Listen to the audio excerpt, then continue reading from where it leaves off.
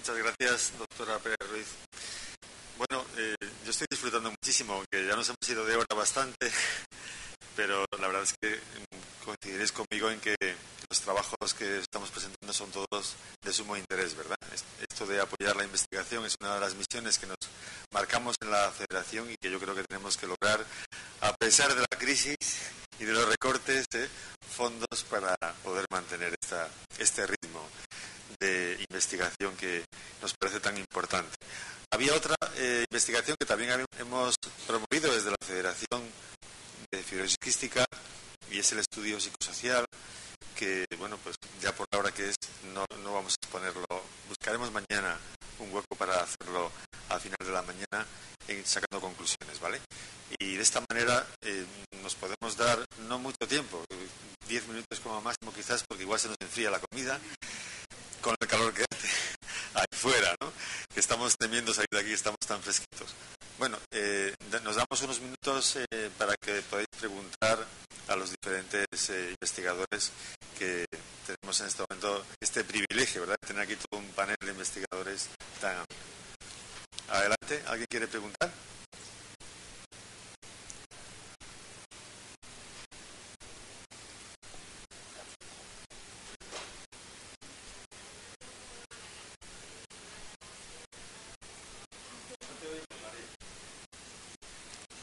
Sí.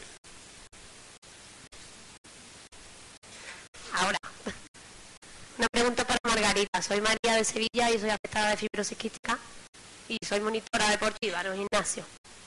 Es que no me he enterado bien de lo que has dicho de por qué hay esa desventaja en la fuerza con los niños de fibrosis quística, de que el ejercicio aeróbico le dice al músculo esquelético que se pare. Eso es una teoría bastante constatada por Romer hace unos cuantos años, cuando el pulmón hay una competitividad entre el oxígeno que llega al pulmón, a los músculos que intentan hacer su función, ¿no?, de respirar, entre los músculos y el músculo esquelético, músculos respiratorios y músculo esquelético. Entonces, cuando se pone, eso le pasa a todo el mundo, no solo a los niños de fibrosis quística, a todos nosotros cuando nos ponemos a hacer ejercicio hiperventilamos y nos ponemos en un ambiente hostil y todos esos músculos empiezan a necesitar mucha más oxígeno, se lo quitan a los músculos de las piernas. Y entonces, ¿qué ocurre? Pues se manda una orden al cerebro y el cerebro produce una respuesta vasoconstrictora para que el pulmón siga haciendo su función. Y el músculo esquelético empieza a fatigarse, empieza a tener una respuesta diferente, empieza a tener... Bien, pues esto que sucede en todo el mundo, que ocurre en los niños con fibrosis quística, puede ocurrir antes porque el ambiente hostil comience antes, porque me elimine peor el CO2. Pero si yo entreno la musculatura respiratoria, igual que entreno un músculo esquelético, pues puedo conseguir que eso ocurra más tarde. ¿Bien? O sea, esto es algo que le ocurre a todo el mundo. La cuestión es que ocurra antes o después. Es que siempre tenemos que pasar por el cerebro. El cerebro siempre avisa de todo lo que ocurre y manda la orden de bajada. De baja de frecuencia, bajada, etcétera. Que hay que dividir el oxígeno entre los pulmones y los músculos que lo están demandando, ¿no? Más o menos. Claro. Gracias. Muy bien, ¿más preguntas? Por aquí adelante.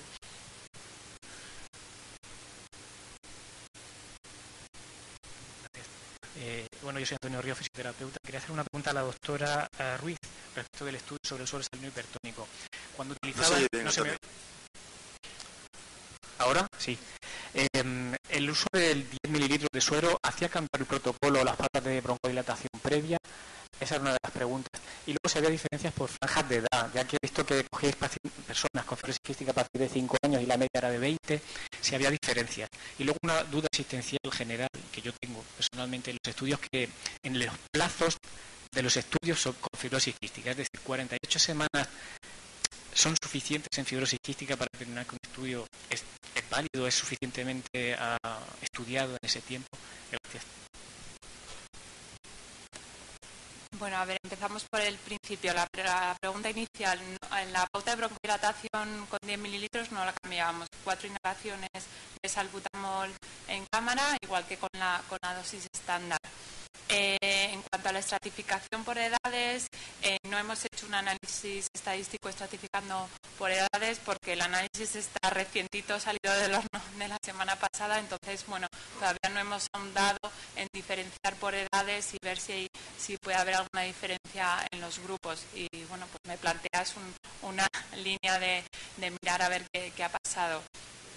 En cuanto a las 48 semanas, hombre, yo creo que es un tiempo suficiente. La mayoría de estudios que emplean terapias a largo plazo, ya un tiempo de un año de seguimiento es bastante. Probablemente el utilizar más tiempo, aparte de, bueno, por disposición, por rentabilidad de que el paciente esté incluido en el estudio durante más de un año, pues es complicado. Ya es difícil captar, entre comillas, pacientes para un ensayo clínico, pues más allá de un año probablemente sería complicado. Hasta lo que yo sé, los estudios a largo plazo pues incluyen por ahí 48 o 50 y tantas semanas.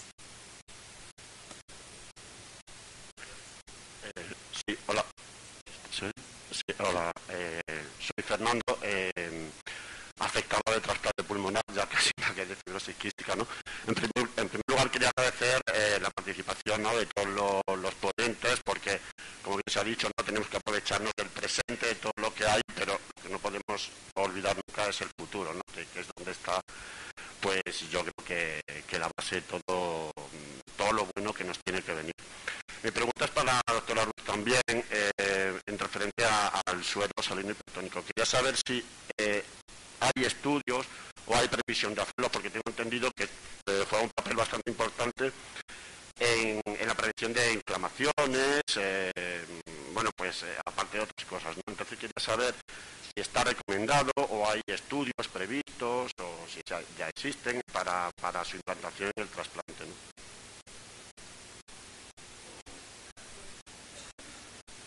No en el trasplante, sino después, lógicamente. Para post-trasplante, que yo sepa ahora mismo, vamos, tendría que revisarlo, pero no desconozco ahora estudios de empleo de suero hipertónico en pacientes post-trasplantados. No sé si alguien en la sala sabe algo, yo ahora mismo no te puedo decir, que yo sepa, no hay.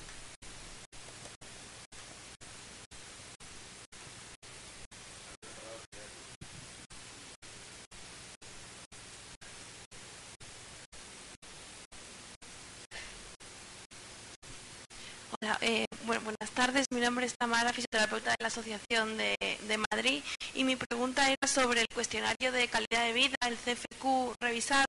Nosotros estamos haciendo un estudio de entrenamiento físico y queríamos medir la calidad de vida. Empezamos en el año 2010 y yo, en archivos de bronconeumología encontré la traducción del cuestionario de Kirchner por una doctora de Andalucía, y entonces yo me puse en contacto con esta doctora y me puso ella en contacto con la doctora Kirchner, y ella yo estoy utilizando la versión que ella me dio. Entonces no he entendido muy bien si vosotros habéis hecho una traducción de la versión que ya estaba traducida al español, o no sé si conoces tú esta versión, ¿me la puedes explicar?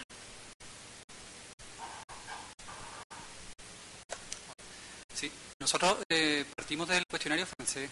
Entonces, la adaptación que hicimos, porque era el que estaba más cercano en principio, era el original.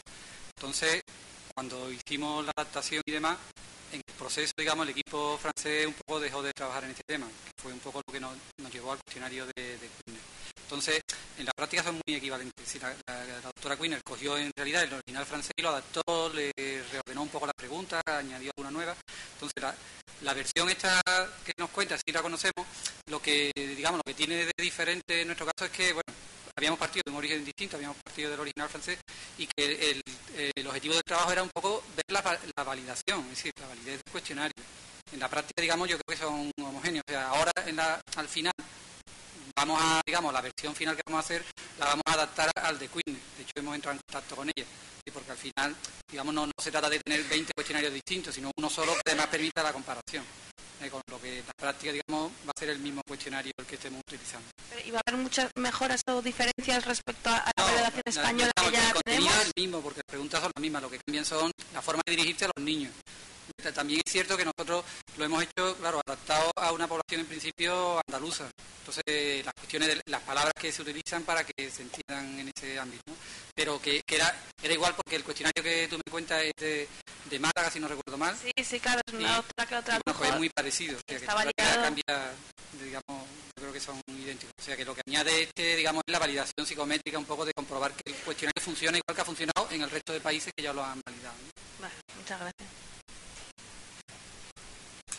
Otra cuestión más y vamos terminando. Sí, para la doctora Margarita, era si habría mucha diferencia entre hacer senderismo moderado, 2 o 3 horas a nivel del mar, o hacerla a media altura, como hemos hecho otras veces con la niña, entre 1.700 y 1.500 metros. Es mejor hacerlo a nivel del mar, ya te lo digo, de entrada. Entonces, ¿por qué los ciclistas de élite entrenan a mucha altura para conseguir glóbulos rojos? Que nos vendieron la moto cuando hicieron los centros de alto rendimiento, los economistas o quien hiciera esos centros, ¿vale? De alguna forma los científicos lo tenemos clarísimo. A nivel del mar no se consigue ninguna mejora porque lo que estás haciendo es bajar la intensidad de esfuerzo. No estás trabajando más que en lo que sería a nivel lo que trabajas en altura a nivel del mar coincide con intensidades muy ligeras. Y eso de la hemoglobina y todo eso se consigue en 3 semanas de estancia crónica, con lo que te desentrenas. Exactamente, como no bajes abajo a hacer ejercicio. Bien, por tanto, eso lo puedes conseguir mejor durmiendo en una cámara hipovárica, ¿vale? 8 horas. Luego trabajando normal a nivel del mar. Así que mejor a nivel del mar y mejor estresando el sistema cardiovascular a niveles aproximadamente, yo no digo que haya que empezar por ahí, esto es una carrera de fondo y esto hay que hacerlo despacito hasta llegar a alcanzar tu condición. O sea, cuando decimos es una barbaridad lo que hace ese ciclista está trabajando como si nosotros fuéramos a nuestra intensidad moderada. Cuando sube un puerto, solo hay trozos muy pequeños del puerto que lo hace intensidades que llamamos nosotros de fase 3. Todo el rato está trabajando en fase 2 y nosotros cuando hacemos nuestras actividades trabajamos en fase 2 también, que es una intensidad moderada y a ratos vigorosa. Bien, eso coincide con el 75% de la frecuencia cardíaca máxima teórica y esa frecuencia máxima teórica es 220 menos la edad. O sea que tenemos que alcanzar ese 75%.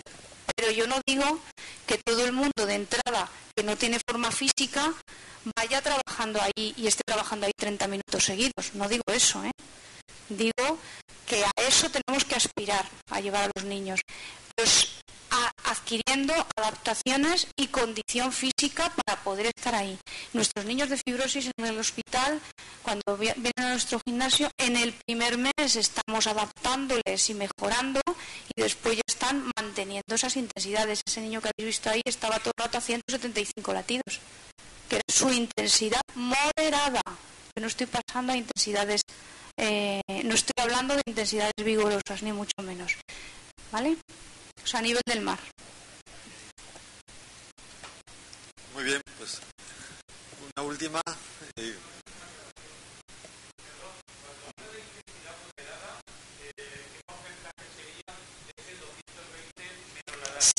Alcanzar 75%.